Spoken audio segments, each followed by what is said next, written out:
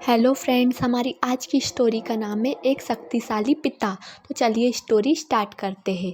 एक गरीब पिता ने अपने इकलौते बेटे को खूब पढ़ा लिखा कर एक बड़ा इंसान बनाने का फैसला कर लिया था। पिता दिन रात मेहनत करता और अपने बेटे की पढ़ाई का खर्चा उठाता। बेटा ही खूब मन लगाकर पढ़ता। एक दिन पिता का सपना सच हो गया। बेटा पढ़ लिख कर बहुत बड़ा आदमी बन गया और उसने अपने खुद का व्यवसाय शुरू कर लिया और उसने बहुत सफल हो गया। एक दिन बेटा अपने बड़े और आलीशान ऑफिस में बैठा हुआ था। तभी उसके पिता उसके ऑफिस देखने आए। बेटा अपने ऑफिस की शानदार कुर्सी पर बैठा हुआ था। पिता को देख बेटा खुश हो गया और अपनी कुर्सी से खड़ा होकर पिता ने बेटे को कुर्सी पर बैठाया और बेटे के पीछे खड़े हो गए और उसके कंधों पर अपना हाथ रखते हुए कहा, बेटा तुम्हें पता है कि आज इस दुनिया में सबसे शक्तिशाली इंसान का एहसास किसे होता होगा। पिता आगे कुछ और बोल पाते, तभी बेटे ने कहा, पिताजी मैं हूँ सबसे शक्तिशाली इंसान।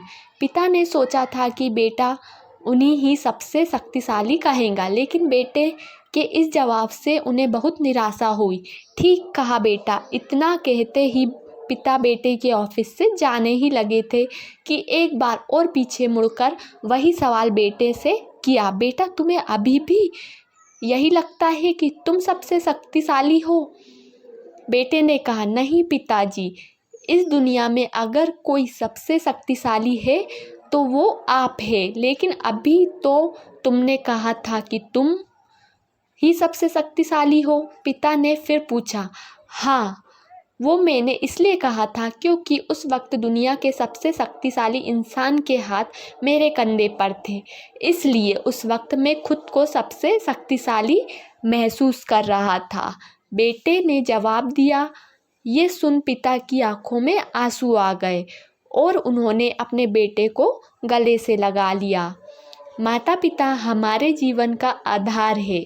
यदि उनका आशीर्वाद है तो हम दुनिया की सबसे शक्तिशाली व्यक्ति है।